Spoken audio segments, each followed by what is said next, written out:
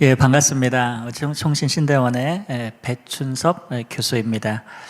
먼저 하나님께서 이런 귀한 자리를 제공해 주신 것에 대해서 감사드리며 이 시간에는 역사 비평이 선교신학에 끼친 그러한 영향과 그리고 성경적 대응을 어떻게 할 것인가에 관해서 우리가 함께 논의를 하도록 하겠습니다. 특별히 해석학적 인식론이 어떤 그런 변화로 인하여서 가장 중요한 이 성경에 대한 권위를 해쳤고 그로 인하여서 선교신학계에 그러한 영향을 받은 결과가 어떻게 되었는가에 우리가 좀 살펴보면서 이에 대한 반성을 중심으로 해서 나아갈 방향을 강구하는 것이 이번 강의의 목표다라고 말씀드릴 수 있을 것입니다.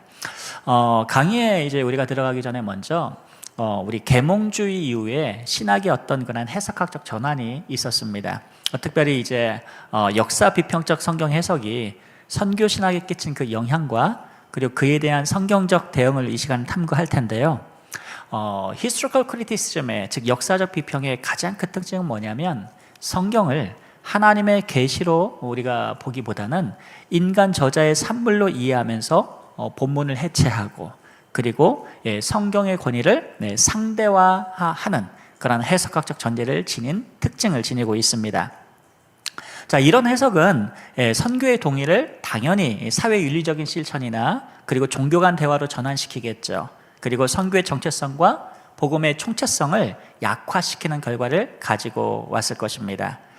특별히 이제 이번 강의는 제가 이제 남미 신학자 가운데에서도 그쪽 계통은 보통 이제 좀 굉장히 좀 진보적이고 에큐메니컬 신학자들이 많이 나오는 그런 본산지인데 하나님의 은혜인지 감사하게도 에후드 마르케스 가르시아라고 하는 그러한 남미 신학자가 구속 신학적 가운데에서 한 논문을 박사 논문을 쓴 것이 있습니다. 그게 이제 Redemptive Theology of Mission이라고 하는 선교의 구속 신학이라는 그러한 박사학위인데요. 제가 이번에 글을 읽으면서 참 물론 이제 제가 100% 동의할 수 있는 부분은 아니지만 그래도 구속 신학적 관점에서 선교 신학을 이해하려고 했다는 그런 차원을 제가 이제 높게 평가를 좀 했습니다. 그래서 그분의 논문을 중심으로 해서 성경신학과 선교신학의 어떤 통합 부분 그리고 계시 중심 해석하기에 굉장히 좀 회복이 절실하다라는 부분이 저하고 일치를 보았고 그래서 구속사적 선교신학이 어떻게 재정립되어야 될 것인가에 대한 논의를 이번 강의를 통해서 쭉 이어가도록 하겠습니다. 자, 그렇다면 이번에 강의를 시작할 때 첫 번째 우리가 문제제기가 바로 이 부분입니다. 해석학적 위기가 찾아왔다는 것이죠. 그 해석학의 위기로 인하여서 궁극에는 선교신학까지도 하나님의 말씀을 전해야 될 그 프락시스의 현장에 실천의 현장까지도 정체성을 흔들어버리는 그런 결과를 가지고 왔다라는 부분을 우리가 좀 살펴볼 필요가 있습니다. 오늘날 선교신학은 근대 이후의 해석학의 어떤 지형 속에서 정체성의 위기를 겪고 있습니다. 성경의 권위와 통일성을 해체하는 그러한 다양한 해석학적 접근, 특별히 이 historical 이 criticism이라고 하는 역사 비평은 계시로서의 그러한 성경을 하나의 인간 문헌으로 전락시키고 말았죠. 이런 해석은 신학 전반에 있어서 그 중에서 특별히 이 선교 신학에 큰 영향을 미치면서 선교를 하나님의 구속사역, 이 하나님의 구속사역으로 이해하기보다 인간의 실천적 노력이나 종교 간의 대화 그리고 사회 참여로 전환시키는 그러한 그러하는 경향을 낳고 말았습니다. 역사 비평의 방법론은 이 텍스트의 기원이나 그리고 전승 그리고 편집 과정을 중심으로 성경을 분석하면서 본문을 단일한 계시의 흐름보다는 아주 다원적이고 그리고 편집적인 구조로 해석하는 경향이 있습니다. 이로 인해서 성경은 더 이상 하나님의 말씀으로서의 권위를 갖기보다는 고대 이스라엘 공동체의 사상적이고 사회적인 표현으로 간주가 됩니다. 결국에는 선교적 권위를 그 기반 자체를 상실케 하는 그러한 악영향을 끼치게 되는 것이죠. 이런 해석학적 전제는 선교신학에서 아주 중요한 세 가지 중대한 영향을 미치게 되는데요. 가장 크게 첫 번째로는 선교의 동기를 하나님께서 계획하시고 하나님의 구원 작전 가운데에서 선교를 이해하는 것이 아니라 바로 인간 중심의 행위 중심의 어떤 선교 전략 정도로 전환시키는 그러한 악영향을 끼치고 왔습니다. 그래서 하나님의 선교가 바로 인간의 행동과 행위의 전략으로 전락되는 그러한 결과를 가져온 거죠.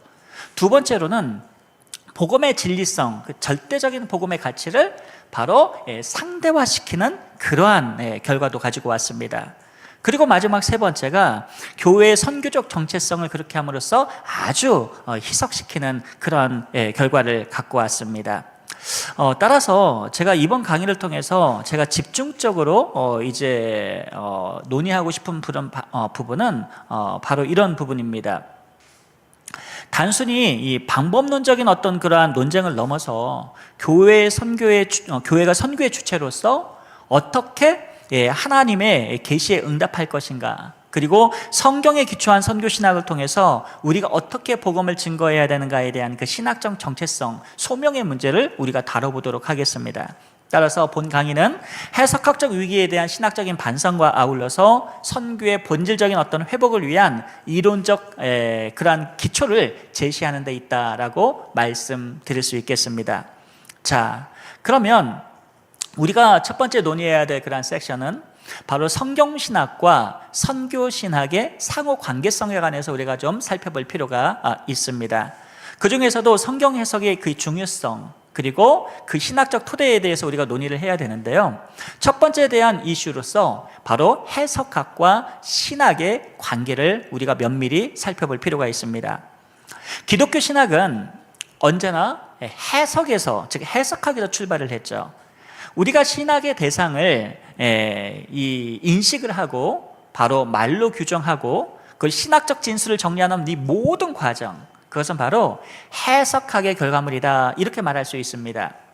이 점에서 신학이란 성경 해석학에 근거한 그런 종합적 인식 행위로 우리가 말할 수 있고, 따라서 신학의 토대는 해석학에 기반한다 말해도 과언이 아닐 것입니다. 특별히 선교신학은 단순히 성경 본문을 해석하는 데 그치지 않고 해석된 말씀을 실천적으로 수행하는 과정이기 때문에 해석학은 아주 중심적 역할을, 그 기능을 감당합니다. 반후쩌라고 하는 그런 개혁주의 학자가 있습니다. 이분은 신학은 단순히 교리를 정식화 혹은 정형화하는 것이 아니라 바로 텍스트 본문을 해석함으로써 하나님의 사역에 참여하는 바로 역사의 드라마 속으로 진입하는 행위다, 하나님의 구속사 안으로 들어가는 행위다라고 이야기를 합니다. 이처럼 해석학은 성경 본문을 과거의 기록으로만 머무르지 않고 현재 말씀으로 선포되게 하는, 즉 신학적 사유의 출발점이 되고 바로 동력이 된다라고 볼 수가 있는 것입니다. 그러나 이러한 해석의 출발점, 바로 성경인가 아니면 상황인가에 대한 해석의 출발점이 왜곡이 됐을 경우에 신학 전체가 흔들릴 위험성이 있겠죠. 알다시피 하나님께서는 우리에게 하나님 말씀의 계시를 주실 때에 불가변적 진리로 주셨습니다. 그것은 무엇이냐 하면 시대가 변하고 사람이 변하고 문화가 변한다고 해서 진리가 뒤바뀌는 것이 아니라 어떤 시대와 어떤 사람들과 어떤 문화에 종속되든지 간에 그 진리가 선포되는 자리는 바로 불가변적인 진리수의 하나님의 계시의 역할을 감당한다는 것이죠. 근데 이러한 출발점이 하나님 말씀의 계시로서가 아니라 만약 그 계시를 받는 상황과 사람들과 문화에 의해서 가변적이 된다면 이것은 심각한 문제가 아닐 수가 없습니다. 그런 점에서 현대 해석학의 위기는 단순한 방법론의 위기가 아니라 바로 신학 형성의 존재론적 위기로 우리가 해석할 수 있는 것입니다.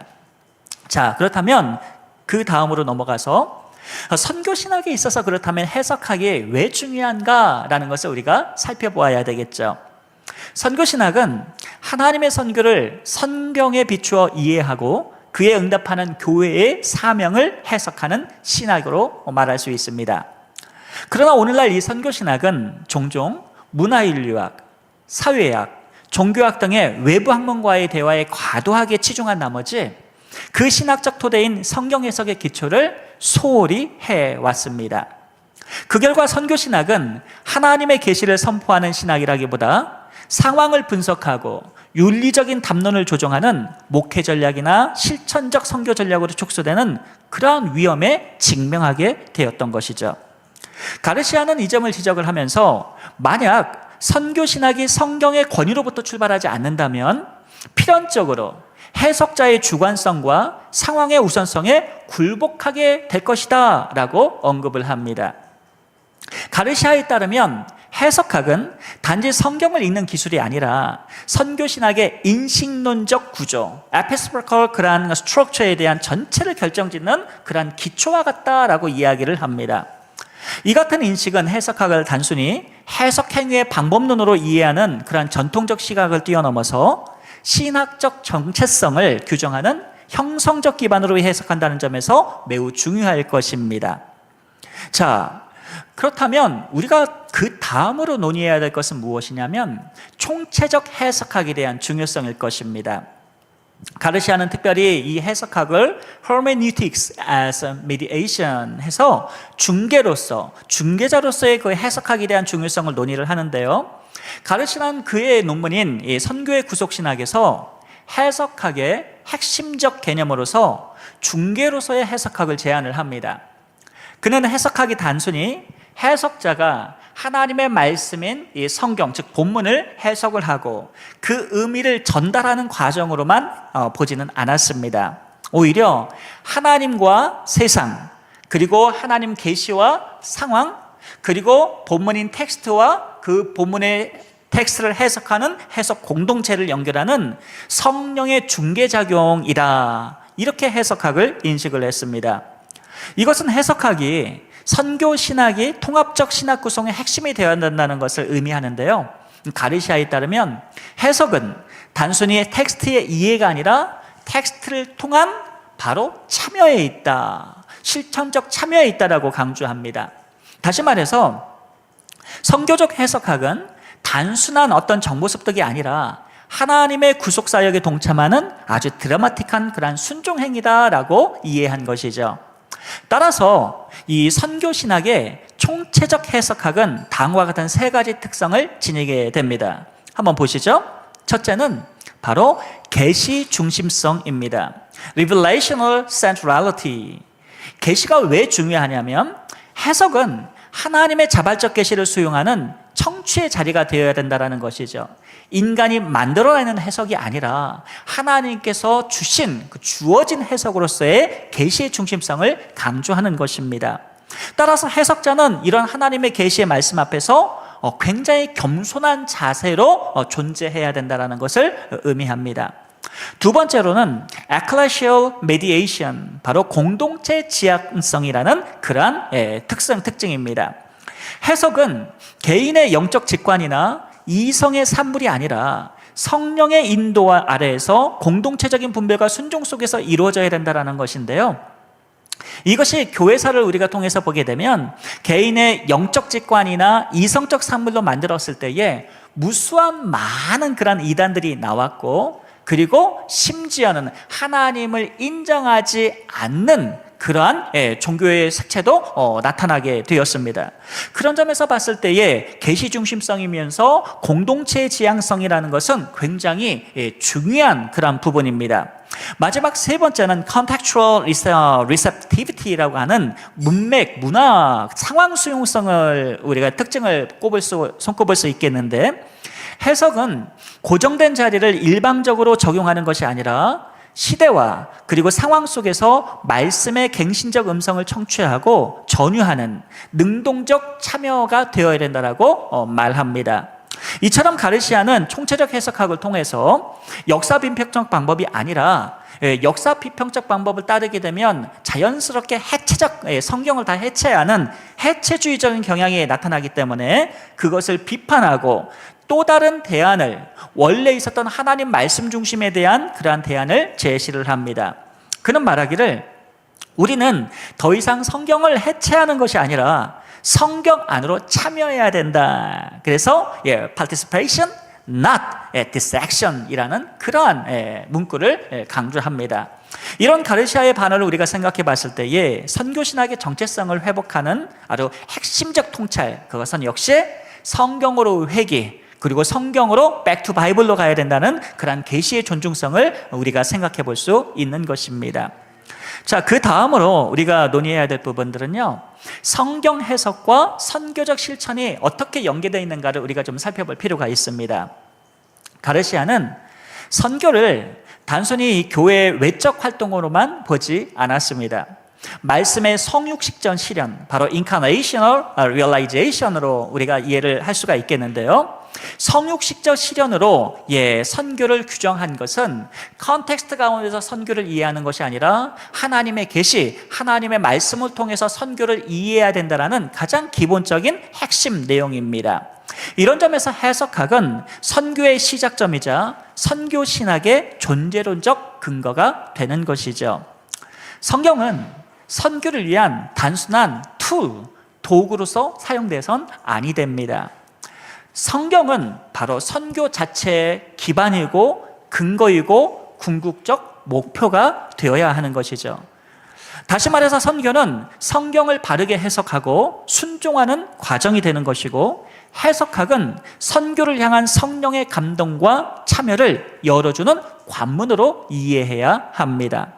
자, 이러한 관점은요, 전통적인 해석학과 hermeneutics, 그 다음에 theology, 신학, 그리고 praxis, 실천의 어떤 선형적 구조를 뛰어넘어서 해석학과 선교적 실천이 서로 내포하는 순환적 구조, 한마디로 말해서 intellectual, correlated된 그런 서로 연관된 순환적 구조를 강조하는 것을 말합니다. 즉, 선교는 해석학에 영향을 주게 되고 해석학은 선교에 영향을 주는데, 무슨 이야기냐면 선교 신학을 할 때 우리가 실천적인 그러한 삶 속에 하나님의 복음을 전하는데 현장에 무관한 그러한 선교 신학을 만들 수는 없고, 해석학도 마찬가지죠. 이 해석학이 현장에 도움이 안 되는 그러한 해석학이 아니라 이러한 현장과 이론이 서로 맞물려 있는 순환적 구조를 염두하고 신학이 이루어져야 된다는 것을 말씀드립니다. 곧 성경을 선교적으로 읽는 것과 선교를 성경적으로 살아내는 것은 서로 분리될 수 없다. theory와 이론과 그 다음에 praxis, practice라는 이 실천은 서로 분리된 것이 아니고 이원화된 것이 아니고 함께 intellectual하게 서로 영향을 주는 순환적 구조에 해당한다는 내용입니다. 그래서 선교신학은 이러한 순환을 인식하고 해석과 실천 사이의 창조적인 긴장이 지속적으로 반영이 되어야 되는 것이죠. 이상 살펴봤던 것처럼 성경 해석학은 선교신학의 형성과 실천에 있어서 아주 필수 불가결한 토대로 볼 수가 있습니다. 특별히 역사 비평이 이 해석학의 중심 자리를 차지하면서 성경의 권위와 구속적 메시지가 약화된 그러한 현재, 이 해석학의 재정립은 선교신학의 재정립과 아주 직결되는 그러한 이슈 사안입니다. 가르시아가 제시했던 이 중개로서의 해석학은 성경과 그리고 공동체, 현실을 통합하는 그러한 선교적 해석학의 핵심으로서 오늘날 선교신학이 시급히 요청되는 뉴 패러다임이다, 새로운 패러다임이라 볼 수가 있을 것입니다. 자, 그 다음으로 우리가 한번 논의해 볼 부분은요, 성경신학과 선교신학의 신학적 통합을 어떻게 이룰 것인가라는 그러한 이슈입니다. 먼저 성경신학의 개념과 범위에 대해서 우리 한번 살펴보겠습니다. Biblical Theology, 즉 성경신학은요, 성경 전체의 구속사적 흐름에 따라서 하나님의 계시가 시간의 지남에 따라서 점진적으로 드러나는 과정을 해석하는 신학입니다. 그래서 우리는 이 개혁파는 성경을 해석할 때 주로 God's redemptive history, 즉 구속사 가운데에서 성경을 해석했던 것이죠. 그 통일성과 중심축을 규명하는 학문이 바로 이 Biblical Theology, 성경신학으로 우리가 볼 수가 있습니다. 종종 시스테미컬 어떤 그런 시스테믹 theology, 조직신학을 보게 되면 이 성경신학과 조직신학과는 구별이 됩니다. 성경신학은 시대적 문맥적 흐름 속에서 하나님의 행하심을 드러내고, 신학을 인간의 철학적 체계보다도 하나님의 자기계식 속에서 형성된 신앙의 역사로 파악하는 경향이 두드러지게 됩니다. 예를 들어서 제임스 바르라는 학자는요, 성경신학을 이렇게 정의합니다. 성경 저자들의 사유 방식과 구조를 현대 독자가 재구성하여 신학적으로 통합하는 작업이다. 이렇게 비블리컬 티올로지를 정의를 하고, 우리 개혁파 학자인 게알더스 보스라는 학자는 성경신학을 가리켜서 계시의 역사적 발전에 대한 신학적 성찰이다, 이렇게 파악을 합니다. 그런 점에서 이 성경신학의 이 핵심은 성경을 다층적 문헌의 어떤 집합 정도로 보는 것이 아니라 하나님 자신의 구속사역을 드러내는 통일된 내러티브로 이렇게 이해를 합니다. 오늘날 크리스토퍼 라이트나 여러 이제 학자들은 고힌이나 이제 메타 내러티브다, 거대 담론이다, 뭐 이런 얘기를 많이 하는데 전부 구속사와 관련된 그런 용어인 거죠. 이러한 전제는 성경신학이 선교신학과 긴밀히 결합될 수 있는 토대를 제공하는데, 그 이유는 하나님의 계시 자체가 미시오, 바로 보냄이라는 그러한 파송이라는 동적 행위 안에서 주어지기 때문입니다. 그래서 전통적으로 우리가 선교가 무엇이냐라고 했을 때, 원어적으로 접근했을 때는 아포스톨로스에서 따른 동사 아포스텔로, 그리고 라틴어에서 보내는 미토, 보내다, 여기에서 이제 미션이라는 그런 용어가 주어지게 됩니다. 자, 그 다음 우리가 한번 살펴볼 것은요, 성경신학의 실천적 확장으로서 우리가 선교신학을 우리가 한번 살펴봐야 되는데, 성경신학이 하나님의 구속계획을 문헌적으로 정리했다면 선교신학은 그것을 교회와 세상 속에서 실천하는 방식으로 적용하는 적용신학이다, 이렇게 우리가 이해할 수 있습니다. 곧 선교신학은 성경신학의 공간화된 확장이라 말할 수 있는 것이죠. 이 성경신학을 이 세상 속으로 확장시켜서 적용시키는 학문이 바로 선교신학인 것입니다. 예를 들어서 바울은요, 자신의 사역 전체를 이사야서, 특히 이사야 49장 6절에 보게 되면 이방의 빛으로 삼으리라 라는 그런 메시지를, 예언을, 사도행전 13장 47절에 보게 되면 그것을 예언의 성취로 구속론적 가운데서 이해를 합니다. 바울은 하나님의 약속이 유대인을 뛰어넘어서 이방인에게까지 그 말씀이, 예언이 확장된 것으로 이해를 했고, 특별히 창세기 아브라함 언약을 모든 민족을 향한 복음의 기초로 갈라디아 3장 8절에서 이해를 해석을 했습니다. 자, 이런 해석들을 보게 되면 단순히 구약의 문맥을 확장시킨 그러한 신학이 선교신학이 아니라 바로 성경신학에 대한 공간의 확장과 문맥의 확장과 그리고 현장으로의 확장을 시키는 것이 선교신학이다라는 것을 이해할 수 있습니다. 쉽게 말하면 성경신학과 선교신학은 뗄래야 뗄 수가 없는 학문이라는 것이죠. 선교신학은 성경신학을 기반할 수밖에 없다라는 것입니다. 만약에 선교신학이 이 하나님 말씀인 성경신학과 분리가 된다면 그것은 선교신학이 아니라 선교 철학이 될 것입니다. 가르시아는 그래서 이렇게 정리를 합니다.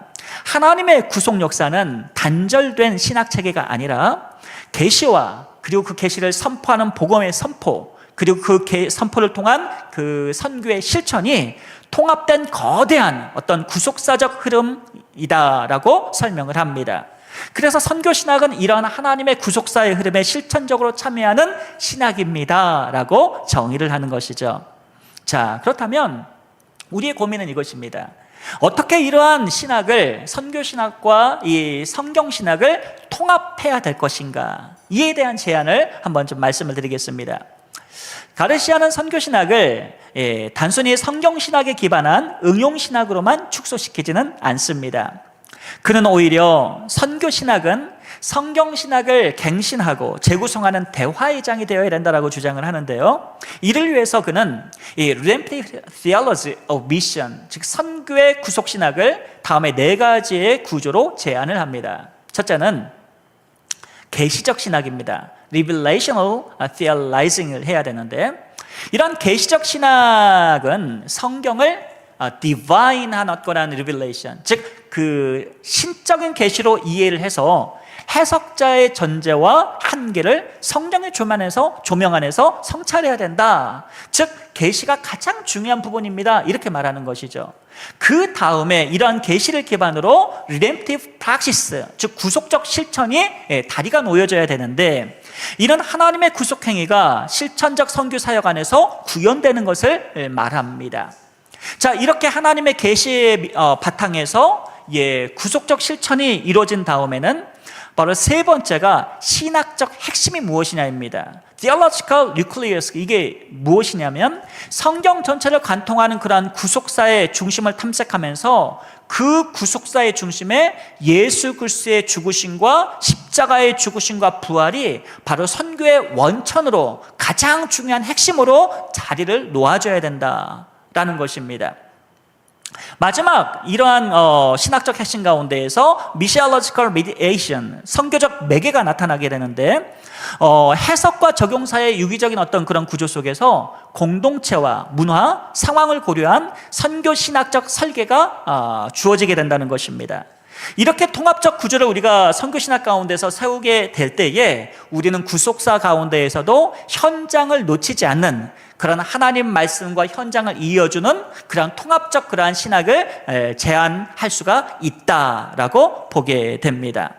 자, 그렇다면 이러한 성경신학적 선교신학의 정당성, 즉 신학적 정당성을 우리가 어떻게 찾을 수가 있겠느냐 살펴봐야 되는데요. 성경신학과 선교신학의 연계는 단순히 형식적인 것이 아니라 신학적 정당성의 핵심을 우리가 좀 간주할 필요가 있는데, 성경은 본래부터 파송 이야기이죠. 이사야서 6장이나 예레미야 1장이나 요한복음 20장 21절 전부 다 파송 내용입니다. 그런 점에서 교회는 하나님 말씀에 참여하는 파송 공동체, 선교적 공동체로 우리가 이해할 수 있고, 이런 점에서 성경신학이 없는 선교신학은 근거 없는 전략이 되고 맙니다. 그리고 선교신학이 없는 성경신학은 실천이 따르지 않는 명제가 될 뿐이죠. 한마디로 말해서 선교신학과 성경신학이 분절되거나 분리되거나 이원화된 상황은 그것은 신학과 실천과는 아무런 유익이 없는 그저 떠도는 철학에 불과하게 된다라는 사실입니다.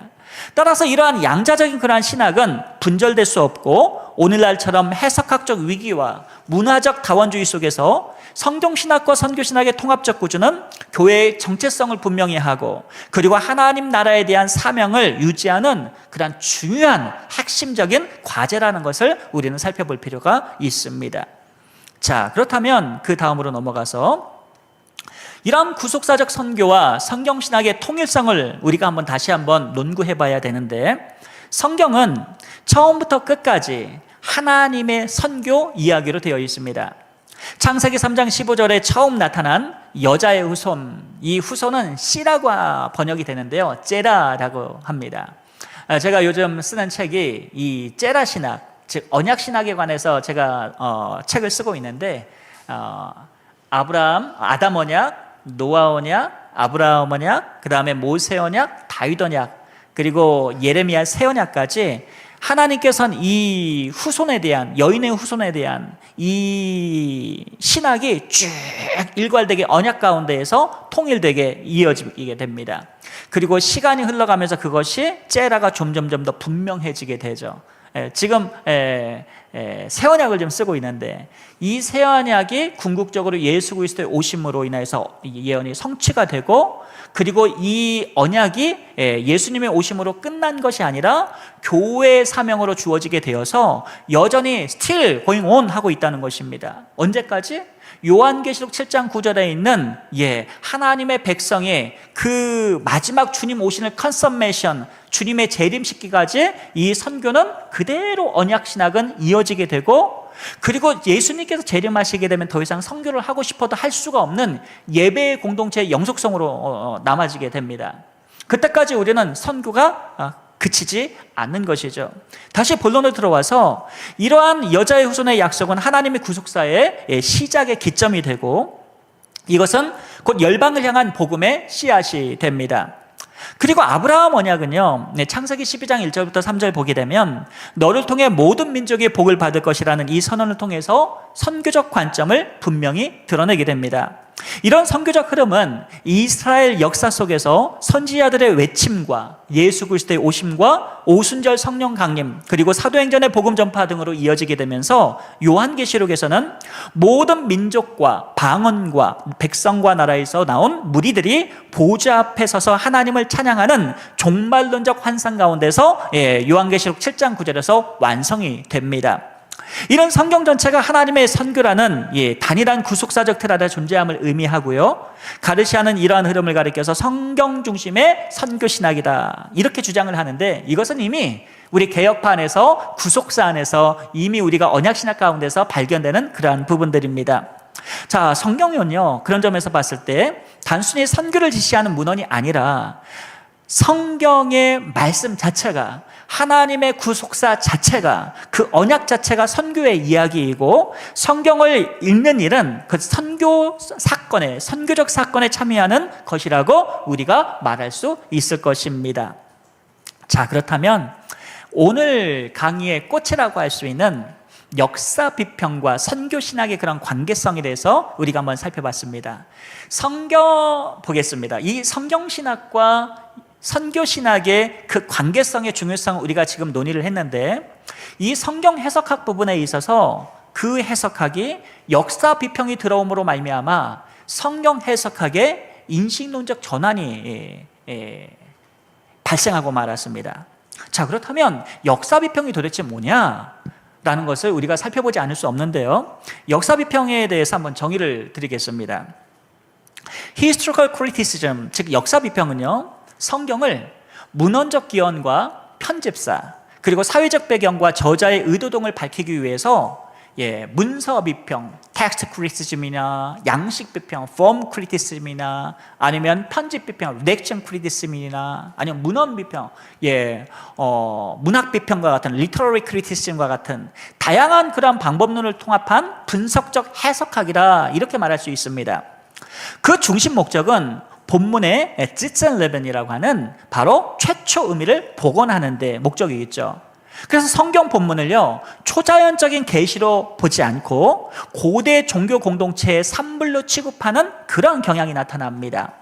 이러한 점에서 역사 비평은 계시 신학이 아니라 바로 종교사학의 전통과 아주 밀접하게 연결되어 있습니다. 역사 비평의 대표적인 인물로 여러분 다 아시겠지만 루돌프 불트만이라고 하는 학자가 있습니다. 성경 본문의 신화적 요소를 다 제거하고 바로 실제 역사만을 밝혀내겠다는 것을 신학의 핵심 과제로 보았던 것이죠. 그래서 그분이 쓴 그러한 주석적을 보더라도 신약 성경에서 초자연적 사건이나 기사나 이적 이런 과거를 이해할 수 없는, 인간의 이성할 수 없는 부분들은 신학적 의미만 캐치를 하지 그것을 실제 역사 사건으로 받아들이지 않습니다. 그는 말합니다. 역사적 예수, historical Jesus는 신앙의 대상이 아니라 해석의 전제이다. 이렇게까지 말합니다. 이러한 입장은 복음서가 단순히 이 사복음서가 신앙 공동체의 그런 confession, 신앙 고백에 불과하다. 이렇게 이야기를 하고 있고요. 그 자체로 객관적 사실을 전달하지 못한다고 주장하는 해석 우위의 해석학으로 이렇게 이해할 수가 있습니다. 쉽게 말해서 역사 비평은 성경의 신적 권위에 대한 전제 없이 본문을 아주 순수하게 아주 인간적이고 역사적인 문헌으로 보려는 그러한 시도이라는 것입니다. 이로 인해서 본문을 살리는 것이 아니라 바로 하나님의 말씀을 바로 해체하고 분해하고 있다. 이렇게 우리는 설명할 수 있겠습니다. 자, 그렇다면 이러한 역사 비평을 그 기반이 근간이 되는 철학적 배경이 도대체 무엇인가 우리는 살피지 않을 수가 없겠죠. 역사 비평은요, 중세 교부의 해석학이나 종교개혁 당시의 정경적 캐노니컬한 해석과는 아주 전혀 다른 철학적 토대 위에서 출현됩니다. 그게 뭐냐면 제가 적어도 살펴봤을 때 세 가지의 철학사조와 밀접하게 관련이 되어 있는데, 그 첫 번째가 바로 Enlightenment Rationalism, 계몽주의적인 이성주의에서 출현합니다. 18세기 계몽주의 시대는 인간의 이성을 아주 절대화하게 되죠. 그래서 성경도 그 비판의 대상으로 포함되게 됩니다.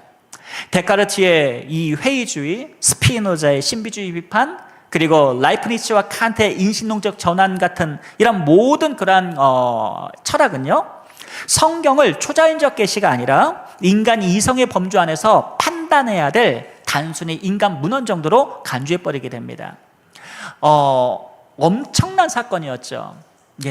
감히 이 카톨릭 교회 시대에서는 할 수 없었던 그런 일들을 사실은 계몽주의가 일어나면서 인간의 이성으로 모든 걸 재단할 수 있다는 것은 철학적인 그러한 근간을 제시했던 것은 굉장히 쿠페르니쿠스적인 어떤 전환이었다라고 표현을 할 수 있겠는데, 이 부분에 대한 논문을 제가 좀 썼습니다. 그래서 제 이름을 치고 이제 신명기를 다룬 그러한 논문에서 어떻게 이 비평이 이 당시의 유럽의 철학적인 발전과 전환이 어떻게 급진해서 확장되었는가를 제가 좀 논의를 한 부분이 있으니까 여러분이 찾아서 한번 읽어보시면 감사하겠습니다.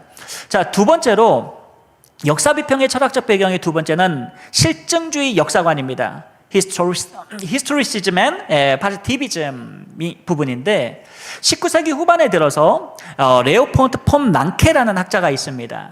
그는 BS Eigentury Behan 해서 있는 그대로의 과거다라는 것을 주장하면서 역사학을 객관적 사실의 탐구로 제한을 시켜버렸습니다.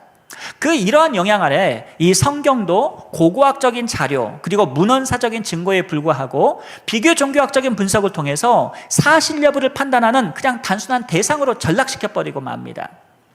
마지막 세 번째에 대한 철학적 배경은 바로 hermeneutical neutralism, 바로 해석학적 자연주의에 있습니다. 불트만의 신학은 하이데거의 존재론적 해석학에 영향을 받았는데요, 그는 성경의 초자연적 요소를 실존적 결단의 계기로만 해석하면서 그 의미를 해석자 주관성의 차원에서만 결정하려 했습니다. 그 결과 성경은 해석자에 의해 생성되는 의미로 변화하게 됐고 본문의 권위는 해체되고 말았죠. 자, 이러한 세 가지 철학적 흐름은 성경 해석의 목적을 진리의 수용이 아니라 의미의 구성으로 바꾸게 되었고 해석학의 패러다임 자체를 완전히 전환시키는 상황으로 다다르게 했습니다. 자, 그렇다면 우리가 궁금한 것은 이 역사적 비평이 어떻게 발전했는가, 역사 가운데에서 그것을 우리가 다루지 않을 수가 없죠. 자, 역사 비평의 발전에 대해서 한번 살펴보겠습니다. 역사 비평은요, 고전적 문서 비평으로 시작해서 포스트 비평에 이르기까지 다양한 하위 분석 방법을 통해 지속적으로 확장이 되었습니다. 지금까지도 역사 비평은 발전하고 있습니다. 자, 초기의 비평은요, 문서 비평에서 한번 시작해 보겠습니다. 텍스트 크리티시즘은요, 여러분 다 아시는 것처럼 JDP라는 그러한 가설에 대해서 히포테시스에서 한번 들어보셨을 것입니다. 이 성경이 구성되는 데 있어서 문서들이 있었다는 것이죠. 그 JDP 가설 가운데 첫 번째 J는 제호바, 여호와의 문서, 그 다음에 엘로힘, 그 다음에 D는 주트로미, 신명기, P는 프리스트, 선지자의 어떤 그런 가설인데요, 이러한 문서들을 통하여서 벨 하우이전이 주장했던 그런 내용입니다. 전승자료가 있다라고 이야기하는 것이고, 그리고 두 번째로는요, 이 폼 크리티시즘, 양식 비평으로 발전하게 되는데, 구전 단계의 전형적인 형식을 분석하면서 이러한 문서들이 전승이 되고 디벨리우스나 루돌프 불트만이 했던 이야기입니다. 그것이 이제 성경 안에서 양식 비평으로 존재하는 것이고, 그것이 더 발전하면서 리렉션 크리티시즘으로 해서 편집되었다. 편집자의 신학적 의도에 따라서 이런 문서들이 뭉쳐서, 전승들이 뭉쳐서 편집됐다고 주장하는 이 주장을 대표적인 학자가 콘젤만이라는 학자입니다. 그리고 전승 비평이라는 게 있습니다. 트레디셔널 크리티시즘에 대한 내용인데, 보른캄이라고 하는 학자는 공동체 신학이 본문 형성에 끼친 영향이 있다, 이것을 분석하는 것입니다. 즉 해석자가 이 본문에 참여했다라고 보는 것이죠. 그리고 게이저나 이 말리나라 같은 그런 학자는 소셜 사이언티픽 그런 크리티시즘으로 해서 사회과학적 비평을 강조를 했는데, 사회학과 문화인류학을 활용한 구조 분석을 하게 됩니다. 자, 이러한 방법론은요, 본문을, 텍스트를 더 깊이, 더 자세히 알려고 시도를 했지만 종종 본문을 해체하고 구성 요소로 분리하는 방식으로 아주 흐리게 되었고, 성경신학과 선교신학에 아주 탄탄한 그런 긴장을 불러일으켰습니다. 더 나아가서 20세기 후반의 이후에 역사 비평은 포스트 모던 해석학과 결합하게 되면서 이 deconstructive criticism, 즉 해체주의 비평이 나오게 되고, 그 reader response methodology를 이용한 reader response criticism이라는 독자 반응 비평이 나오게 됩니다. 이 본문도 제가 논문을 한번 썼기 때문에 한번 찾아 읽어보시면 좋을 것 같고요. 그 다음에 post colonial criticism이라고 해서 탈식민주의적인 비평 등으로 확장이 됐습니다. 자, 오늘날에는 이것이 뭐 실용주의, 해체주의를 뛰어넘어서 실용주의를 넘어가서 여러 가지 비평 방식으로 계속 확장이 되고 있는 그러한 상황입니다. 자, 이들의 기존의 역사 비평이 지닌 그러한 객관성의 의문을 이제 제시를 하면서 이러한 비평은 궁극적으로 성경의 권위를 해체시켰다. 그리고 성경을 절대성을 상대화시켰다. 이러한 악영향, 부정적인 영향을 끼치게 되었다는 것은 우리가 사실 부인할 수 없는 그러한 사실일 것입니다. 자, 그런 점에서 봤을 때에 우리가 역사 비평의 한계에 대해서 우리가 한번 논의를 해야 되거든요. 자, 역사 비평은 본래 성경의 역사성을 보다 정확하게 밝히고자 하는 그런 열망에서 출발을 한 건 맞습니다. 하지만 그 핵심 전제를 살펴봤을 때, 즉 초자연적인 계시를 부정하거나 성령의 어떤 그러한 조명을 배제시키거나 본문과 독자를 단절시켰다라는 것은 결국 성경을 살아있는 하나님의 말씀의 계시로서 경험하지 못하도록 만들었다는 것을 의미합니다. 자, 가르시아는 이 점에 있어서 역사 비평을 해체적 해석학의 대표적인 사례로 진단을 하면서 성경의 권위는 객관적 증명의 대상이 아니라 계시 안에서 경험되고 참여해야 될 존재적 진리라고 강조를 하는데, 자, 그는 해석학이 철학적 전제가 아니라 theological reality, 신학적 실제 위에 서야 하고 본문과 해석자 사이의 관계는 성령의 중개 안에서 회복되어야 된다. 성령의 역사심을 굉장히 강조한 것입니다. 여러분, 우리 개혁파는요, 성령의 중재자적 사역을 굉장히 강조합니다. 칼빈의 문헌들을 보게 되면, 설교를 보게 되면 그 성령의 사역을 굉장히 많이 강조합니다. 기독교 강요만 읽어보더라도 성령에 개입하시고 성령의 역사를 우리가 해석하기 위해서 굉장히 많이 강조하는 것을 볼 수가 있습니다. 자, 이것은요, 선교신학이 해석학의 전제 자체를 신학적으로 성찰해야 된다는 것을 말하고요. 만약 신학적 성찰이 아니라면 객관적인 그러한 진리를, 사실을 얻어내기 위해서 인간적인 방법을 사용하게 되면 이 역사 비평의 방법이 객관성을 추구하는 좋은 긍정적인 점도 있지만 언제든지 해처적인 방법은 성경 본문을 해체시킬 수 있는 위험성에도 다다를 수 있다는 것을 동시에 의미합니다. 자, 이제까지 역사 비평은 성경 해석에 일정한 공헌을 했음에도 불구하고 선교신학의 토대로 사용되기에는 본질적인 한계가 있다는 것을 우리가 살펴봤습니다. 그 해석학적 전제가 계시의 초월성과 하나님의 사역성을 바로 제거하기 때문인데요. 그런 점에서 이 선교신학은 역사 비평을 무비판적으로 수용해서는 아니 되고 그 철학적 토대를 신학적으로 비판할 필요가 있다. 그리고 대안적 해석학을 제시할 필요가 있다는 것을 결론을 얻게 됩니다. 자, 그렇다면 우리가 한번 생각해 봐야 될 부분은 역사 비평이 선교신학에 끼친 그 위험성이 무엇인가, 그 점을 한번 고려해 봐야 되겠죠. 첫 번째는 역사 비평과 선교신학의 관계를 한번 살펴보겠습니다. 자, 선교신학은 하나님의 계시를 세상 속에서 선포하고 실천하는 학문입니다. 그리고 성경의 권위와 통일성의 근거를 두는 학문이죠. 그러나 역사 비평은 그 출발점부터 성경을 초월적 계시가 아니라 고대 문헌 아니면 사회적 산물 등으로 간주함으로써 선교 신학의 그 정체성 근간을 흔들어 버리고 말았습니다.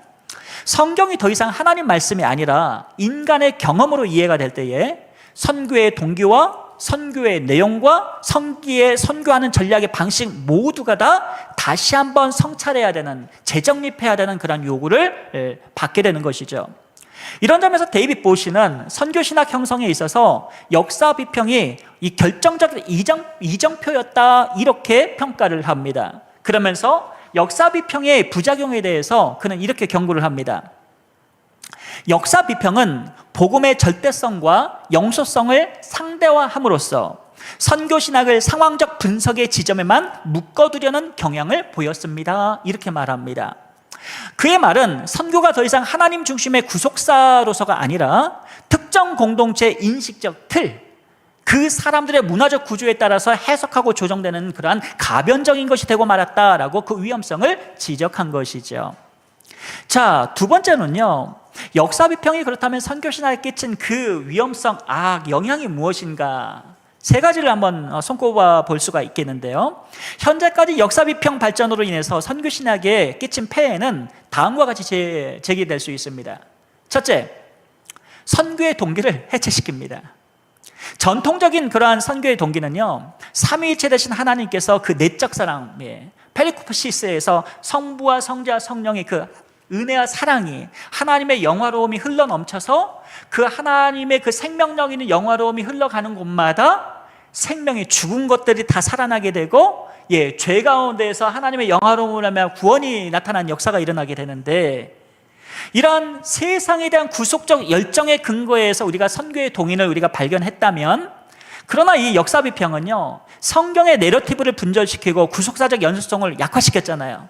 그 결과 선교의 신적 디바인 그러한 모티베이션을, 하나님의 그러한 선교의 동기를 단순히 심리적이고 사회적이고 문화적인, 인간 문화적인 동기로 대체시켜버리고 말았다는 것입니다.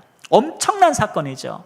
하나님으로부터 흘러나오는 그러한 선교의 동기를 인간 사회, 이 땅의 육적인 것으로, earthly한 것으로, heavenly한 그런 선교의 동기를 earthly한 동기로 추락시켜버리고 말았다는 것입니다. 예를 들어서 예수님의 선교 사역은 역사 비평 안에서 종종 유대교의 개혁 운동이나 사회적이며 예언자적인 저항 운동 정도로 축소시켜 버렸습니다. 이런 해석은 선교를 복음 선포의 큰 목적보다도 윤리적이고 문화적인 실천으로 전환시킨과 동시에 선교의 종말론적인 그러한 동력과 구속적 동기를 완전히 상실시켜 버리게 되는 거죠. 하나님의 구원 작정이 뒤로 밀려나 버리게 된 것입니다. 이와 관련해서 보시는 역사 비평은 교회를 본래의 선교적 존재에서 비판적 분석 집단으로 전환시킬 위험이 있습니다 라고 경고했습니다.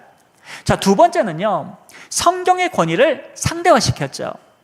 가르시아는 역사 비평이 선교신학에 끼친 가장 심각한 영향으로서 성경의 권위를 해석사 중심으로 전환시켰다라고 지적을 합니다. 여러분, 성경이 무엇입니까? 하나님 말씀이죠. Word of God. 하나님이 계시죠. His revelation. 그것은 우리에게 주어지는 것이지, 그것을 우리가 해석으로 인하여 새로운 의미를 덧입히는 작업이 아닙니다. 그러나 선교적 권위는 하나님의 말씀이 아니라 해석자의 담론이 되었다고 말합니다. 이는 곧 선교의 정당성 자체를 상대화시킨 것이라고 말할 수 있는 것이죠. 하나님 절대적인 그 계시를 인간의 해석이 덧입혀짐으로 말미암아 성경의 그 내용이 상대적으로 전혀 다른 의미로 퇴색된 의미는 위험성을 가져왔다는 것입니다. 이렇듯 성경 본문이 더 이상 불변하는 계시가 아니라 역사적 조건에 따른 구성물로 이해가 될 때에 선교신학은 그 정체성과 권위를 상실하게 되는 것이죠.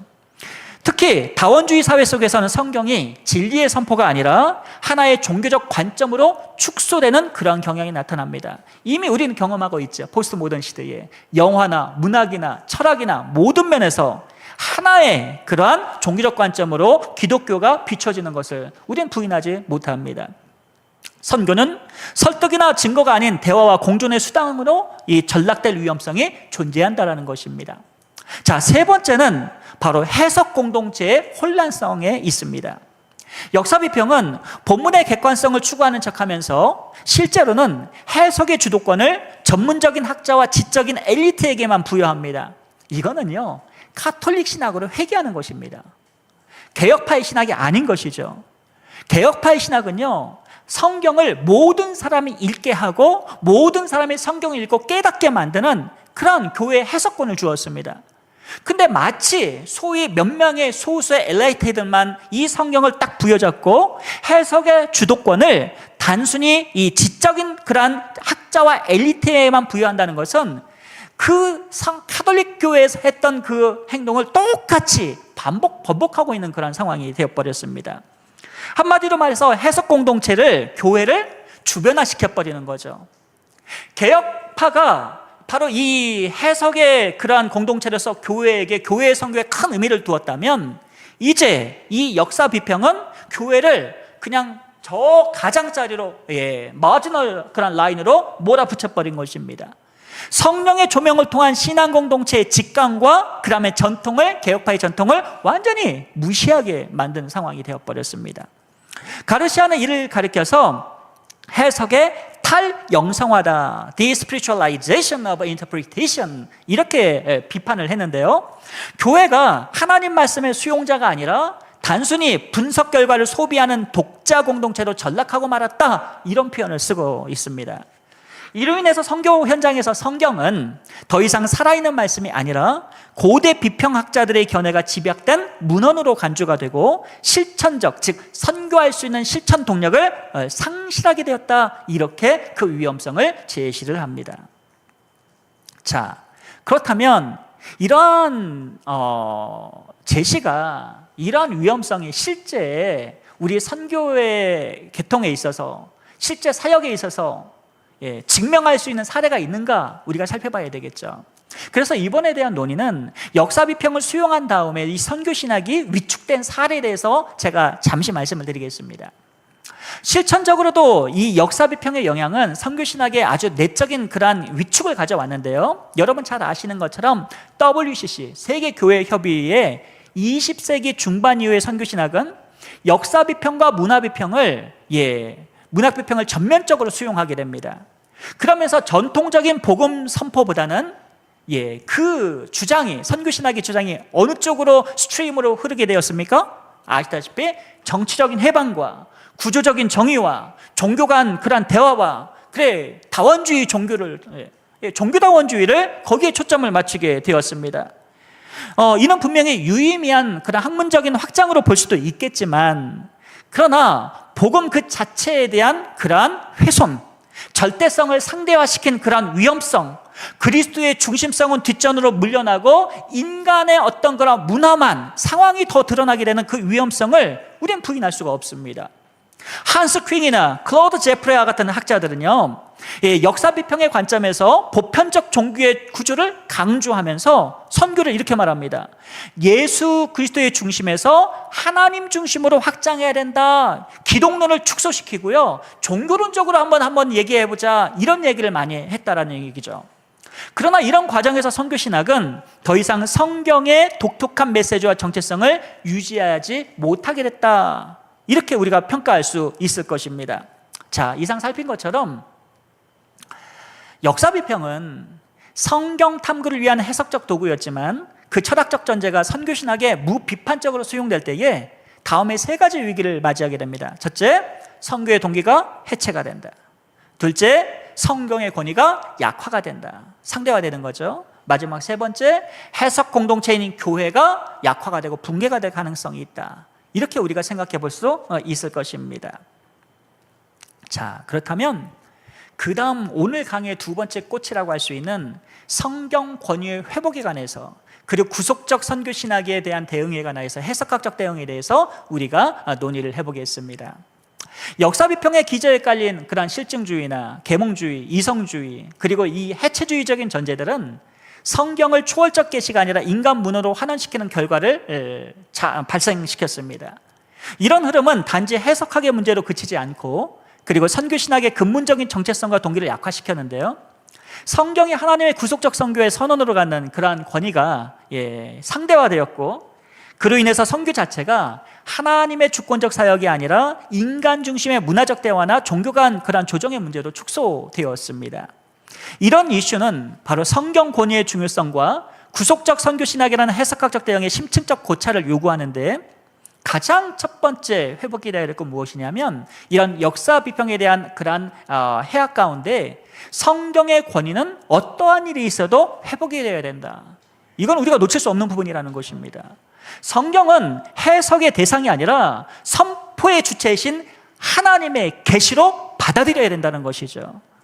해석학의 이런 방법론 이전에 해석학의 존재론적 기초에 대한 질문을 우리가 해야 되는데, 헤르만 바빙크라는 학자는요, 우리 개혁파죠, 성경의 권위는 그것이 하나님의 말씀이 되었다라는 선언이 아니라 처음부터 하나님의 말씀으로 주어진 계시다라는 데서 출발해야 된다라고 언급을 합니다.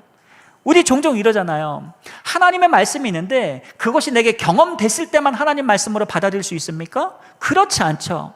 하나님의 계시는 원래부터 하나님의 계시고 원래부터 진리였고 원래부터 하나님의 말씀이었습니다. 이것이 경험되어야 하나님 말씀이 되는 것이 아니라 성경은 처음부터 하나님의 계시고 하나님의 말씀이었던 것이죠. 문제는 경험이 강조가 되었을 때 과연 그 경험이 통일성을 갖출 수 있겠느냐라는 그런 문제예요. 저기 아프리카 사람, 라틴 사람, 한국 사람, 아시아에서 동남아, 동북아 사람들에게 이 계시는 다르게 경험이 되어질 수가 있습니다. 그들의 문화 세계관에 맞게. 그럼 그때서야 하나님의 계시를 인정하겠느냐라는 문제가 아니라는 거죠. 하나님의 계시는 처음부터 성경은 계시로서 그 권위를 인정하고 들어가야 우리는 그 가운데 신학적인 그러한 결과를 동일하게 통일성을 가지고 추출할 수 있고 경험되어질 수 있고 인정할 수 있다는 것을 의미하는 것입니다. 그래서 성경의 권위는 세 가지 차원에서 구조화해야 되는 거죠. 첫 번째, 누구도 부인할 수 없는 삼위일체론적 권위를 우리가 성경 안에서 우리가 인정해야만 합니다.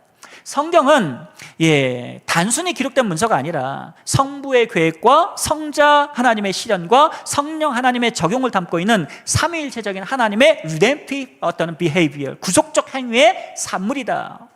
이렇게 우리가 이해할 수 있습니다.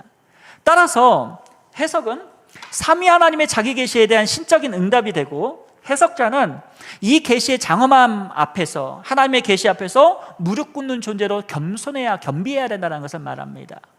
둘째는 언약 신학의 권위입니다. 여러분, 하나님의 구속사에서 언약을 빼면 그 핵이 빠진 것과 같습니다. 가르시아는 성경의 구조를 언약적 기반과 흐름으로 이해하는데요, 창조 언약과 노아 언약과 아브라함 언약, 모세 언약, 다윗 언약, 새 언약, 그리고 신약에 이르기까지 이러한 언약 구조는 단순히 역사적 사건의 연속이 아니라 하나님의 구속 오지를 보여주고 하나님의 선교의 목적을 보여주고 이것이 성문화된 계시적 구조로서 성경이 해석되는 것을 말합니다.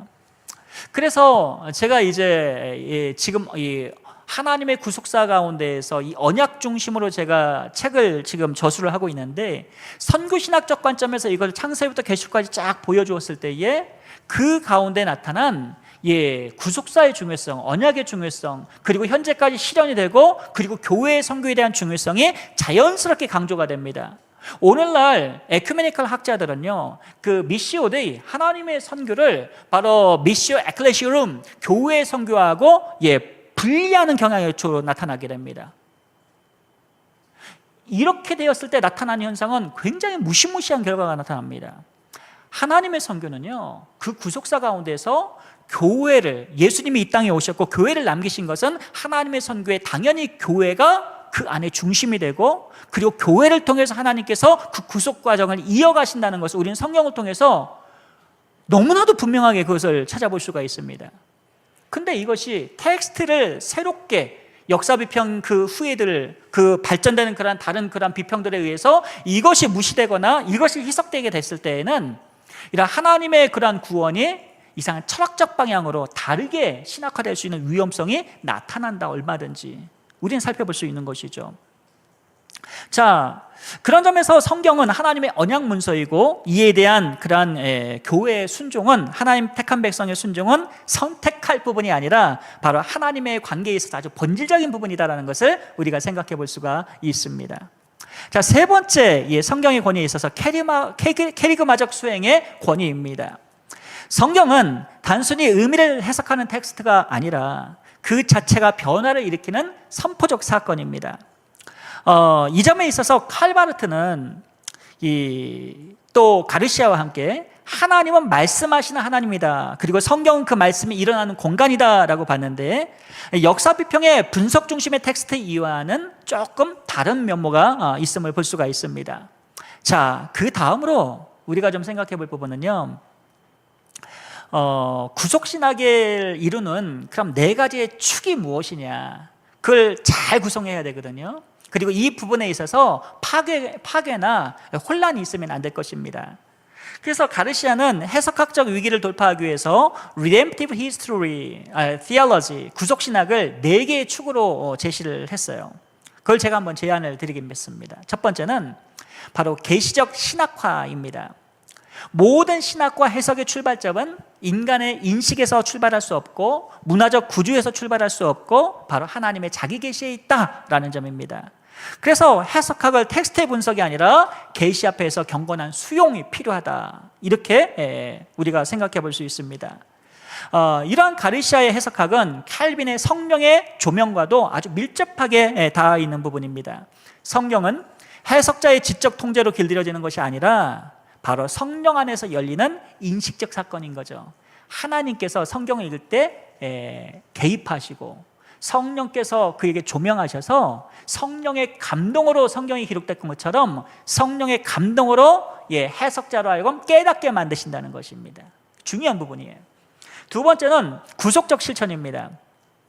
해석은 실천과 분리가 될 수가 없습니다. 무슨 얘기입니까? 복음은 삶으로 살아내야 될 하나님의 계시임을 강조한 것이죠. 즉 하나님의 말씀과 우리의 삶이, 하나님 택한 백성의 삶이 무관할 수 없다는 것입니다. 그는 해방신학이나 상황화 신학의 실천 중심 모델을 비판적으로 수용하면서도 그 출발점은 바로 하나님의 구속 역사에 두었습니다. 선교는 그리스도의 구속 사건이 성령 안에서 교회를 통해서 역사 안에 적용되는 아주 구체적인 실천으로 이해를 한 것이죠. 그 다음에 신학적 중심성에 있습니다. 선교신학은 문화 인류학 그리고 혹은 경험주의적 접근이 아니라 성경 전체의 구속사적 흐름에 기초해야 된다는 것입니다. 가르시아는 구약에서의 열방에 대한 언약적 초청이나 신약 성경에서의 지상명령 매튜 28, 그리고 바울의 선교시작 로마서 15장, 그리고 요한계시록의 완성적 비정, 요한계시록 7장 9절 하나님 백성들이 흰 옷 입고 나오는 장면이죠. 이것을 전부 다 하나의 구속사적인 구조로 읽습니다. 이런 구조는 선교신학을 조직신학과 성경신학과 교회사와 통합시키는 신학의 중심축이 되는 것이죠. 그 워터카이저가 한 말이 있어요. 그게 이제 구약 성경 안에 있는 그런 구약 성경의 그 선교에서 미션 인 올드 테스트먼트에서 선교학은 신학의 꽃으로 표현을 하고, 데이빗 보시도 그의 책 트랜스포밍 미션을 보게 되면 앞절 부분에서 선교학은 모든 신학의 어머니다, mother of theology다, 이런 표현을 합니다. 무슨 얘기입니까? 하나님에 대한 성경신학과 그 다음에 조직신학, 이 모든 것들이 교회에서 다 통합해서 이 궁극에는 하나님의 구원을 이루는 그러한 이론과 실천을 함께 자아내는 신학적 중심축으로서의 선교학을 이해하고 있다는 것이죠. 마지막 미시올로지컬 메디에이션, 선교적 매개에 대해서 말씀을 드립니다. 가르시아는요, 성경에 하나님 말씀이 교회로 해석이 되고 그리고 세상으로 뻗어나가는 삼중적 구조인 하나의 유기체로 봅니다. 이를 해석학적, 선교학적으로 매개할 수 있는 그런 중층 구조의 필요성을 강조하게 되는데, 그래서 이제 이분이 역시 선교신학자입니다. 왜냐하면 critical contextualization, 비판적 상황화가 필요하다고 이야기를 하는데 바로 폴 히버트의 이론이죠. 그래서 하나님의 말씀이 그 문화가 다르고 시대가 다르고 사람이 달라도 하나님의 말씀의 본질적인 그러한 메시지가 계시가 변함이 없이 또 상대화됨이 없이 그 절대 진리가 그들에게 잘 들려지도록 작업을 하는 것이, 그것이 매우 중요하다. 선교적 매개가 굉장히 중요하다는 것입니다. 자, 그 다음 장으로 넘어가서요. 그럼 공동체적 해석과 상황화에 관해서 잠시 논의를 해보겠습니다. 해석과 선교의 주체가 되는 교회 공동체, 이 공동체적 해석이 굉장히 중요하거든요. 그는 가르시아는 성경은 공동체 안에서 해석이 되고 성령에 의해 조명이 되고 그리고 선교적 삶 속에서 구현된다라고 언급을 합니다. 자, 역사 비평은 본문과 독자의 거리두기를 통해서 객관성을 추구합니다. 아시다시피. 근데 그는 해석의 실제성은 바로 역사 비평이 아니라 성령의 인도하심을 통해서 바로 해석 공동체인 교회가 그 하나님 말씀을 참여할 때에 그때서야 바로 실제성이 드러난다, 이렇게 이야기를 합니다. 이러한 입장은요, 우리 개혁파학자는 리차드 보컴이나 케빈 반 후저, 그러한 학자들에게서 똑같이 나오는데, 거기서 나오는 것이 가장 중요한 것이 바로 interpretive community, 바로 해석학적 공동체, 해석 공동체의 중요성을 굉장히 강조합니다.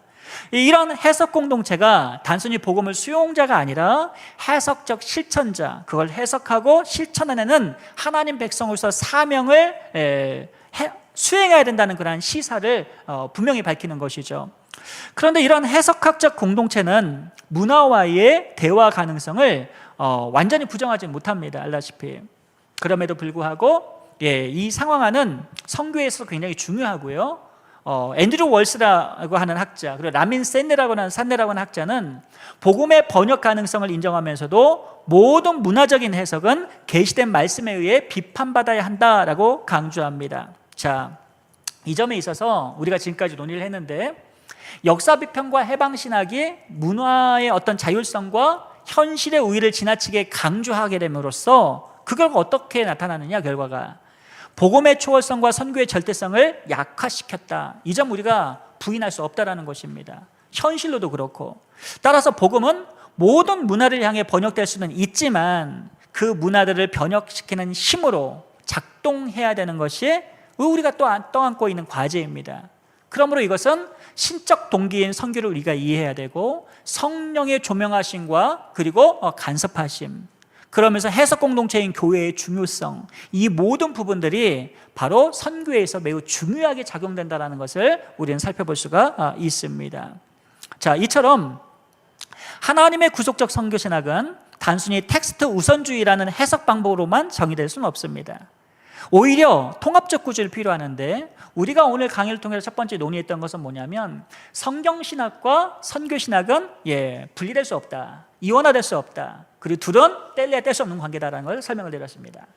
그런데 문제는 역사 비평이라는 성경 해석학이 들어옴으로 말미암아 그 비평 방법이 성경신학에 영향을 주었고, 결국 성경을 보는 눈을 다르게 보게 만들었으며, 결국 성경신학의 인식동적 전환이, 그 다음에 해석학적인 전환이 궁극에는 선교신학에게도 엄청난 악영향을 끼치게 됐다. 이 부분을 말씀드렸습니다. 그래서 역사 비평이 무엇인가를 우리가 가장 기본적인 개념을 우리가 한 섹션에서 살펴보았고, 그리고 이 역사 비평이 주는 그러한 해악을 우리가 선교계 신학계에서 우리가 그것을 살펴보면서 한 가지 제안을 드렸습니다. 어떤 일이 있어도 무너지지 않는 4개의 축을 지켜야 된다. 바로 성경의 권위부터, 그 다음에 교회의 중요성, 이 모든 것들을 다 우리가 다시 한번 재고해 보았습니다. 자, 그 4가지를 다시 한번 4가지를 말씀을 드린다면, 첫째, 성경은 하나님의 계시로서 해석의 출발점이자 종결점이 되어야 된다. 가장 큰 축이죠. 두 번째, 해석은 성령의 조명 속에서 공동체적으로 수용이 되어야 된다. 세 번째, 선교는 구속사의 실천이자 해석의 구현이다라는 것이고, 마지막 4번째, 상황화는 문화와 복음을 잇는 다리이지만 그러한 복음은 항상 기준이 복음 중심의 상황화가 되어야 된다는 것을 말씀을 드렸습니다. 자, 결론입니다. 성경의 권위에 기초한 선교신학이 재정립이 되어야 되죠. 결국 성경의 권위가 무너지고 성경신학이 왜곡되면 모든 신학들이 다 변질될 수밖에 없습니다. 오늘 강의는 역사 비평적 해석학이 선교신학에 끼친 영향과 도전, 그리고 이에 대한 성경 중심의 해석학적 대응을 어떻게 할 것인가에 대해 우리가 강구해 보았습니다. 역사 비평은 성경의 그 하나님에 대한 그 신적 권위, divine authority를 상대화하고 본문을 인간의 종교적 사유로 환원시킴으로써 선교의 동기와 선교의 내용, 선교의 방법까지 본질적으로 다 변화시켰다는 것을 우리는 살펴봤습니다. 그 결과 선교는 더 이상 하나님의 구속적 사역의 연장선이 아니라 단순히 인간의 문화 간의 대화, 사회적인 실천, 그 다음에 정치적인 어떤 그런 프로그램 등으로 전락할 위험에 처하게 되었음을 우리는 고려해 봤죠. 자, 이에 대한 대항으로 저는 가르시아의 그런 그 선교의 구속신학을 내용을 좀 잠깐 빌려와서 강의를 했는데, 궁극적으로 이 성경의 어떤 그런 권위가 굉장히 중요하고, 통일성, 구속사의 구조 회복, 그리고 선교신학을 성경신학과 통합하는 방향식으로 이론적인 전환을 제안을 드렸습니다. 그리고 하나님의 구속사적 선교신학은 성경을 미시오데이에 대한 해석학적 기초로 보면서, 하나님에 대한 선교의 기초로 보면서 선교를 교회의 정체성과 사명 안에 통전적으로 재정립이 해야 된다. 즉 하나님의 말씀 가운데, 텍스트 가운데 주어진 그러한 개념으로 4개의 축을 구축하고 통합할 필요가 있다. 이렇게 결론을 내드렸습니다. 따라서 향후 이제 현대 선교신학은 다음과 같은 방향으로 나아갈 것입니다. 첫째, 성경의 계시성과 권위를 선교신학의 기초로 회복해야 된다. 둘째, 해석학은 성령의 인도하심과 교회의 공동체를 기반으로 이루어져야 된다. 셋째, 선교신학은 구속사적인 내러티브를 중심으로 구성되어야 하고, 마지막 네 번째, 복음 중심의 비판적 상황을 통해서 문화에 대한 분별과 변형 메시지를 지속해야 된다라는 것입니다. 자, 이러한 통합은 단지 이론적인 어떤 명료성을 뛰어넘어 실제 교회가 선교 현장에서 복음을 어떻게 해석하고 어떻게 복음을 선포해야 될 것인가, 바로 하나님 백성의 선교적 삶과 관련된 직결되는 그러한 이슈일 것입니다. 그래서 성경 중심의 선교신학은 궁극적으로 교회가 하나님의 선교에 대해 어떻게 동참하실 것인가에 대한 정체성에 대한 그러한 과제이기도 하고, 이 시대를 향한 선교적 그러한 실천의 토대가 될 것이 분명합니다. 오늘 강의는 여기까지 마치도록 하겠습니다. 감사합니다.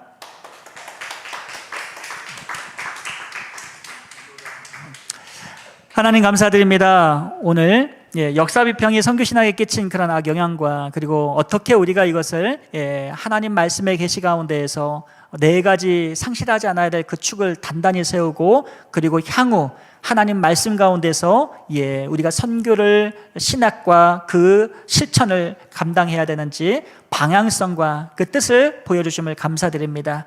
우리가 진리를 분명히 붙들고 그 진리 안에서 사역을 감당하는 저희 모두가 되게 하여 주시고, 오직 하나님께 겸손하게 주님께 구함으로 말미암아 주의 인도하심에 따라서 신실하게 선교적인 삶을 살아가는 모든 주의 백성이 다 되게 하여 주시옵소서. 감사드리며 예수님의 이름으로 기도드립니다. 아멘.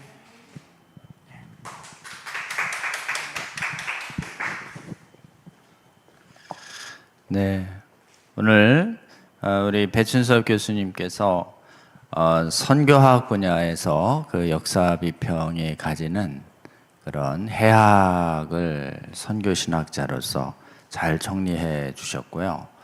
그 다음에 이러한 상황에 대해서 우리 성경 믿는 교회, 특히 한국교회가 어떻게 성경적으로 대응해야 하는지도 체계적으로 아주 잘 정립을 해 주셨습니다. 이 선교학 분야에서 들어오고 있는 이런 정말 비성경적인 선교신학들이 선교학을 굉장히 많이 오염시키고, 사실은 전 세계 선교학을 이렇게 주도하고 있는 상황에서 성경의 신적 권위를 전제로 해서 비평학이 선교학에 미친 해학을 학자로서 이렇게 체계적으로 이렇게 논문을 통해서, 강연을 통해서 밝힌다는 것은 결코 참 쉬운 일이 아닙니다. 지금 저도 짧지만 이 선교학 관련 책들을 보면서 어디서도 성경 비평이 선교학에 미친 해악을 이렇게 체계적으로 정리한 이런 논문들을 발견하기 어려웠었는데, 우리 배춘석 교수님께서 오늘 강의를 통해서 잘 정립해 주셨고, 또 관련 논문도 잘 써 주셨습니다. 그리고 저희와 큰 틀에서 저희와 관점을 같이 하는 그 가르시아라고 하는 학자의 관점도 저희에게 잘 소개를 좀 해 주셨습니다. 여러분, 저희는 이런 성경의 그 비평들이, 역사 비평들이 다양한 형태로 지금 발전하고 있지만, 공통은 성경을 하나님 말씀으로 믿지 아니하고 인간의 저작의 산물로 본다는 점에서 근본적인 성경관의 차이가 있다. 비평이 어떤 다양한 명칭을 붙인다 하더라도 성경을 인간의 저작으로만 보는 한 정말 성경을 성경답게 볼 수 없는 위험이 있다라고 하는 것을 우리 배 교수님께서 잘 설명을 좀 해 주셨습니다. 이렇게 본다면 이 선교학에서 크게 세 가지 해학을 미쳤다라고 정리해 주셨습니다. 하나는 정말 성경의 그 신적 권위를 이렇게 훼손시키면서 첫 번째로 약화된 게 선교 신약에서는 선교 자체의 동기와 의미가 하나님이 부여하신 거룩한 영혼 구원의 생명의 사역이다라고 하는 의미가 사라지고, 하나님이 부여하신 거룩한 사명이 사라지니 인간이 가치 있게 진행하는 윤리적 도덕적인 사역으로 전락되게 된다라고 하는 것이죠. 그래서 동기가 사라지니까 비평신학이 영향 미친 선교신학이 자리 잡은 곳엔 선교사들의 파송이 급감될 수밖에 없는 것입니다. 그렇게 한때 18세기 중후반부터 19세기 중후반부터 20세기 초에 세계 선교에 앞장섰던 서구 교회의 선교 역량이 급감하게 된 것이, 그때 선교 신학과 그때의 그 신학교의 신학이 이 성경 비평의 오염이 급속히 확산되던 시기와 정확하게 일치하는 이유가 여기에도 있지 않을까, 이런 생각이 듭니다. 우리 배 교수님께서 역사 비평이 선교학에 미친 가장 큰 해악은 선교의 동기와 의미를 붕괴시킴으로써 선교 역량 자체가 붕괴되어 버리는, 그 다음에 성경의 권위를 상대화시킴으로써 기본적으로 인간이 복종하고 순종하지 않아도 되는 메시지를 담은 책으로 보는, 여러분, 권위의 상대화가 지금 자기가 동의하지 않으면 믿고 따르지 않을 수도 있다라고 하는 결론으로 도달하고 있기 때문에 기본적으로 믿음의 근본적 붕괴를 가져오게 되고, 세 번째로는 해석 공동체인 교회의 붕괴로 이어졌다라고 이렇게 잘 정확하게 진단해 주셨습니다.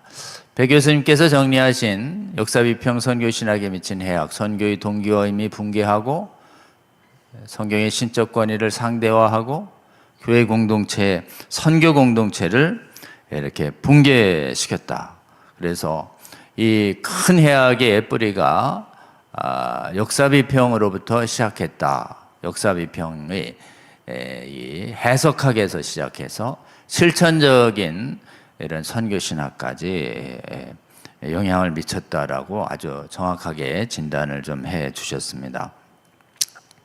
여러분, 아까 우리 배 교수님께서 가장 역점적으로 말씀하신 부분 중에 하나가 성경의 권위는 하나님의 말씀이라고 하는 계시에서 출발했고, 하나님의 말씀이 경험되어야 말씀이 아니다, 경험되어야만 말씀이다라고 하는 바르트적인 성경관, 이게 굉장히 지금 전 세계의 교회에 오염시키고 있는 것인데, 여러분, 말씀은 계시이면서 그것이 나에게 사건으로 올 때만 말씀이다라고 하는 건, 그건 말씀을 말씀으로 보지 않는 얘기예요. 말씀을 말씀대로 본다고 하면서 경험되어져야 말씀이다라고 하는 건, 그건 계시를 상대화하는 것이고, 그렇게 상대화하는 순간 성경의 권위는 무너진다고 헤르만 바빙크가 경고했고, 이렇게 아주 교묘하게 성경의 권위를 훼손하는 바르트적인 성경관이 여러분 선교신학을 망치고 있는 WCC가 채택하고 있는 성경관의 핵심이다. 그래서 저희가 의도적으로 기획하진 않았지만 다음 주에 우리 김근식 켈빈대 총장님께서 WCC 신학에 대해서 말씀을 해 주실 텐데요.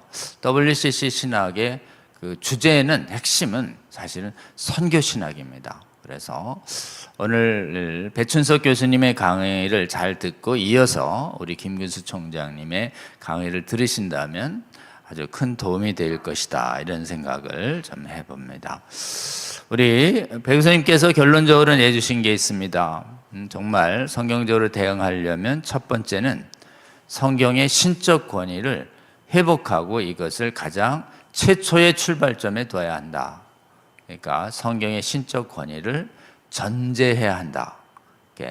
전제주의적 성경관 위에 선교신학이 재정립돼야 된다라고 아주 말씀해 주셨습니다. 그러니까 오늘날의 선교신학이 다시 구축될 필요가 있다라고 우리 말씀해 주셨고, 또 해석을 할 때도 그 인본주의적으로 비평학적으로 해석하는 것이 아니라 성령의 감동에 순종하는 해석하기요. 해석이 성경의 의미를 변질시키거나 재창조할 수 있는 권한이 있는 게 아니거든요. 성경 읽기가 훨씬 정확한 용어고, 해석은 자칫 인간이 해석자에게 과도한 의미 부여 변질권을 준다는 측면에서 유의해야 하는데, 우리 배 교수님께서 성령 중심의 해석학을 가져야 하고, 선교신학도 주변 학문인 문화인류학 이런 같은 선교신학이 아니라 성경의 언약신학적 구속신학적으로 선교신학이 재정립돼야 된다.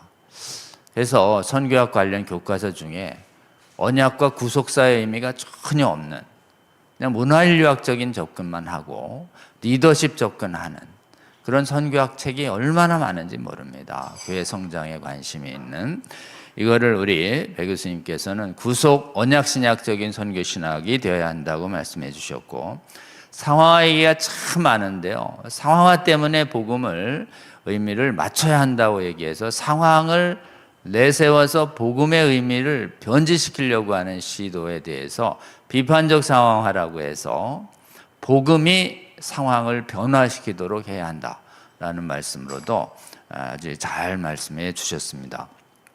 여러분 함께 잠깐 기도했으면 좋겠는데요, 우리 배 교수님 근무하시는 총신대 굉장히 중요합니다. 최대 선교단체인 GMS를 운영하고 있는 합동교단이 굉장히 중요하고, 여기서 선교신학이 지금 세계 선교학계가 성경 비평을 전제로 한 잘못된 WCC 신학이 선교신학이든 이른바 총체적 신학이라 선교라고 해서 영혼 구원 우선성이 뒤로 밀리는 신학계가 선교신학을 지배하고 있는 이 시대에 우리 대한민국의 최대 교단, 우리 합동교단의 선교신학이 이렇게 성경의 신적 권위를 전제로 한 올바른 선교신학을 고수하고 지키고 가르치고 전파하는 일을 하는 것을 잘 감당할 수 있게 우리 기도해 주셔야 될 것 같고, 또 우리 합동 총신대 그리고 GMS 선교사님들이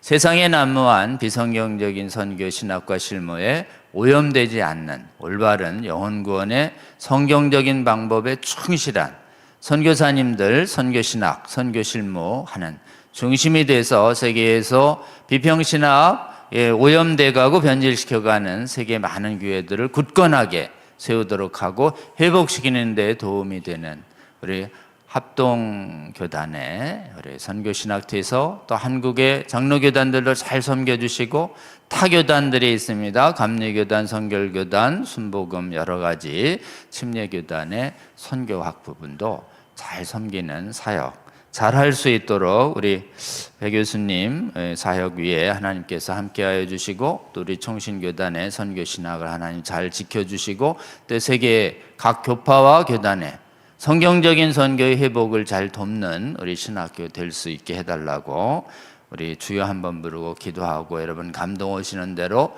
적극 후원해 주시고 협력해 주시기 바랍니다. 자, 주여 한번 부르고 기도합니다.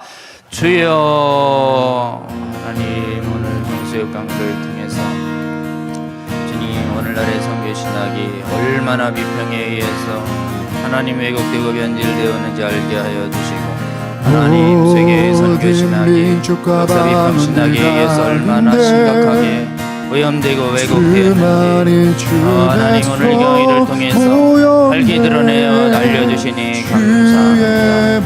주여, 이 강의를 통해서 하나님 세계 각국에 하나님 미혹되어 있는 선교하고 하나님의 택한 백성들이 미혹되지 않게 하여 주시고, 하나님 전 세계 복음의 선진국의 선교 역량을 정말 철저하게 파괴했던 이 역사 비평과 잘못된 선교학이 아버지여 그 잘못된 길에서 이제 돌아서게 하여 주시옵소서. 오늘 이 일에 앞장서서 헌신하고 계시는 우리 배춘석 교수님 항상 성령으로 충만하게 하여 주시고, 그 마음을 담대하게 알려주시고, 한국 세계의 최대의 선교단체와 아버지여 최대 청신교단을 섬기고 있는 청신교단의 선교학 주임 교수로서 맡겨진 거룩한 시대적 사명을 감당할 수 있도록 하나님 성령을 하나님 충만하게 부어주시고 하나님 저술하시는 논문들과 하나님 강연하시는 강연마다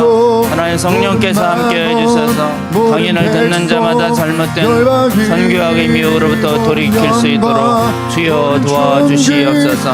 하나님 영혼을 구하는 이 선교학 분야가 마귀의 아버지여 획책으로 말미암아 잘못된 선교신학과 잘못된 역사신학과 잘못된 성경신학으로 말미암아 얼마나 왜곡되며 영혼 구원을 위한 하나님의 성경적 선교로부터 멀어져서 수많은 아버지여 선교 사역자들이 아버지여 영혼 구원을 위한 성경적 선교역을 하지 않은 채 엉뚱한 것에 하나님 시간과 노력과 삶을 낭비하고 있는 오늘날의 시대의 참담한 상황을 보게 됩니다.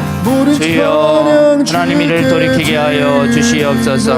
우리 배춘석 교수님 굳게 잡아주시고 하나님 합동교단을 굳게 잡아주셔서 주님 정말 세계의 아버지여 선교학과 선교단체들과 선교사님들을 올바른 성경신학으로 섬길 수 있도록 하는데 배 교수님과 합동교단 아버지 잘 하나님 정말 이렇게 사용하여 주시고 한국의 수많은 교파들과 세계 각국의 아버지 선교학 돌이키고 회복시키는데 귀하게 사용하여 주시옵소서.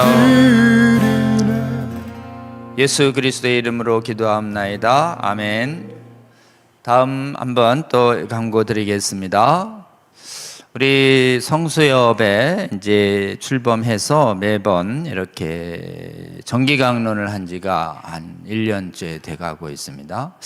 김근수 총장님 강의하고 또 김희석 교수님께서 강의하고 나면 그 다음엔 이제 우리 성수협 2년차 되시는 강사님 포스터가 바뀔 예정인데요.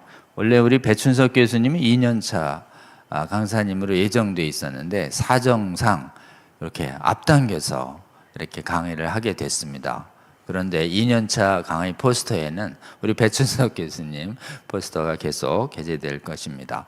여러분 우리 성수협 강의가 작긴 하지만 굉장히 중요한, 그리고 이번에 런던 가서 세계 각국에서 기도하시는 분들 만났을 때 세계 각국에서 이 성수협 강의를 잘 듣고 있다고 이렇게 큰 격려의 말씀을 해주시는 분들이 많았습니다. 비록 조회수가 몇천 또 몇만에 이르지는 않지만 이 강의가 세계 하나님 사랑하고 성경 사랑하고 교회를 사랑하는 분들에게 많은 도움을 주고 있는 것 같습니다.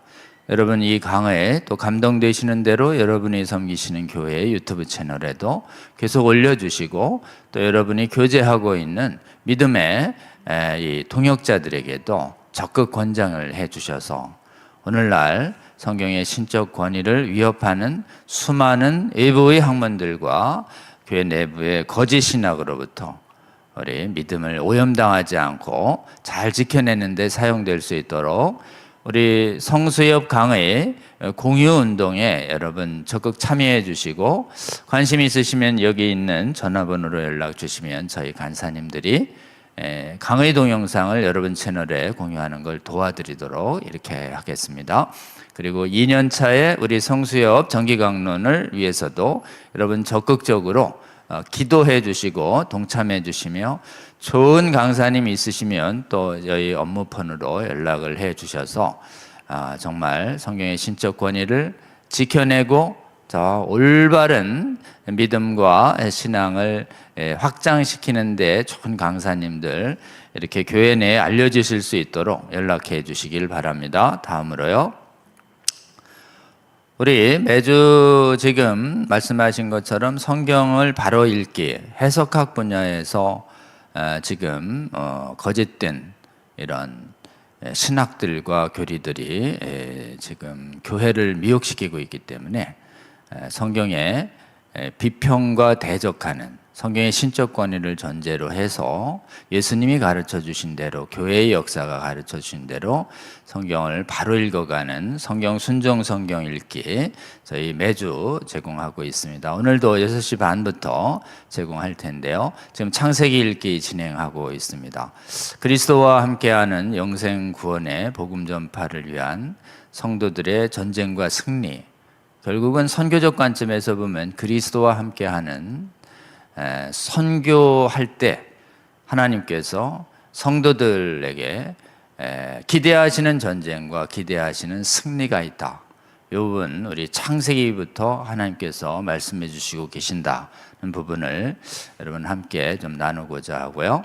또 최근에 저희 여러분의 은혜로 언약도 여행 다녀오고 또 웨스트민스터 표준 교리 문서의 형성 전후 과정에 대해서 하나님께서 많이 배우게 하셔서 관련해서도 여러분께 한번 받은 은혜를 나누도록 하겠습니다. 함께 시청해 주시기 바랍니다. 다음이요.